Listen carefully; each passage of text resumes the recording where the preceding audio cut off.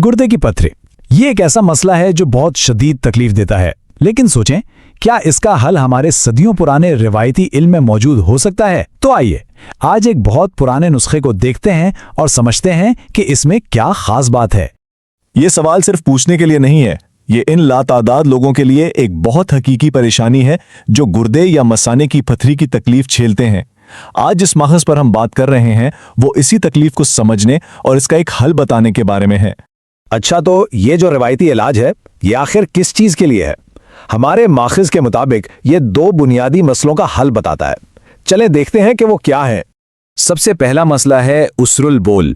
आसान लफ्ज़ों में कहें तो पेशाब का मुश्किल से, तकलीफ के साथ या रुक रुक कर आना।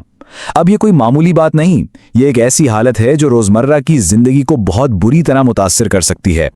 और फिर आता है असल मसला, संगरेज़ा गुर्दा और मसाना, यानी गुर्दे और मसाने की पथरी। ये असल में मादनियात के छोटे छोटे टुकड़े होते हैं जो जमा होकर रुकावट पैदा करते हैं, और ज़्यादातर केसेस में यही उसरुल बोल की वजह भी बनते हैं। तो जब मसला इतना साफ है तो फिर इसका रिवायती हल क्या बताया गया है? हमारा माखज़ हमें एक जोशांदे के बारे में बताता है जो जड़ी बूटियों को पानी में उबालकर तैयार किया जाता है। और यहाँ इस नुस्खे का सबसे बड़ा दावा सामने आता है। माखज़ के मुताबिक ये जोशांदा सिर्फ दर्द कम नहीं करता बल्कि ये पथरियों को रेजा रेजा करके खारिज करने की ताकत रखता है। ये वाकई एक बहुत बड़ा दावा है। लेकिन सवाल ये है कि ये काम करता कैसे है? सिर्फ पथरियों को तोड़ना ही तो काफी नहीं होता। तो माखज़ के मुताबिक इस जोशांदे के 3 बड़े असरात हैं जो इसे इतना मौसर बनाते हैं। देखें, सबसे पहले तो ये फौरी आराम देता है, यानी पेशाब की रुकावट को खोलता है। फिर ये असल जड़ यानी पथरियों पर काम करता है, उन्हें तोड़कर जिस्म से बाहर निकालता है। और जो सबसे अहम बात है, ये सिर्फ इलाज ही नहीं बल्कि बचाव भी है, यानी मुस्तकबिल में पथरी बनने के अवल को रोकता है।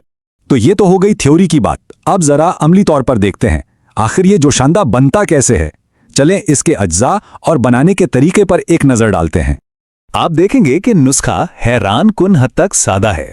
इसमें सिर्फ 3 अहम खुश्क चीजें हैं, सफूफ बुरना, नोशादार और अजवाइन, और हर एक की मिकदार भी बराबर है, 1 तोला जो तकरीबन 12 ग्राम बनता है। और इन सबको मिलाया जाता है 1.5 पाव पानी में। ये सारी चीजें रिवायती तिब में बहुत अरसे से इस्तेमाल हो रही हैं और इसे बनाने का तरीका भी बिल्कुल रिवायती है। सारी खुश्क चीजों को पहले पीसकर पाउडर बना लिया जाता है, फिर उन्हें पानी में डालकर अच्छी तरह उबाला जाता है। यहाँ सबसे अहम नुक्ता यह है कि इसे तब तक पकाना है जब तक पानी आधा ना रह जाए। इससे तमाम अज्जा का असर पानी में आ जाता है। आखिर में इसे छानकर इस्तेमाल के लिए तैयार कर लेते हैं। अच्छा जी, जोशांदा तो आप तैयार हो गया, लेकिन इसका सही इस्तेमाल कैसे करना है? क्योंकि किसी भी इलाज की कामयाबी उसकी सही खुराक और इस्तेमाल के तरीके पर ही होती है। तो देखते हैं कि माखूज़ इस बारे में क्या कहता है। खुराक की हिदायत बिल्कुल वाज़ेह है, दिन में 3 बार और हर बार 1 छटांक। अब छटांक एक पुरानी इकाई है जो आजकल के हिसाब से तकरीबन 58 ग्राम या आप कह लें कि 1/4 कप के करीब बनती है। तो सही मिकदार में इस्तेमाल बहुत ज़रूरी है। और ये बहुत दिलचस्प बात है कि इलाज सिर्फ जोशांदे पर ख़त्म नहीं होता। माखज़ के मुताबिक सही ग़िज़ा का इस्तेमाल भी इतना ही ज़रूरी है।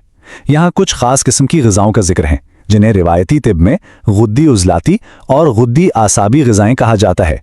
अब ये क्या होती हैं, इसकी तफसील तो एक अलग चार्ट में है, लेकिन इससे ये बात वाज़ेह होती है कि इलाज के साथ परहेज़ भी लाजमी है। तो इन तमाम तफसीलात का खुलासा क्या है? अगर हम इस पूरे कदीम नुस्खे को एक साथ देखें तो हमें क्या अहम बातें समझ आती हैं? मुख्तसरन ये कि ये माखज़ हमें एक मुकम्मल निज़ाम देता है। सिर्फ एक जड़ी बूटी का नाम नहीं बताता बल्कि एक पूरा नुस्खा जिसमें अज्जा क्या हैं, बनाने का तरीका क्या है और इस्तेमाल की हिदायत क्या हैं, सब कुछ शामिल हैं। ये पेशाब की रुकावट और गुर्दे की पथरी के लिए एक जामे रिवायती हल है।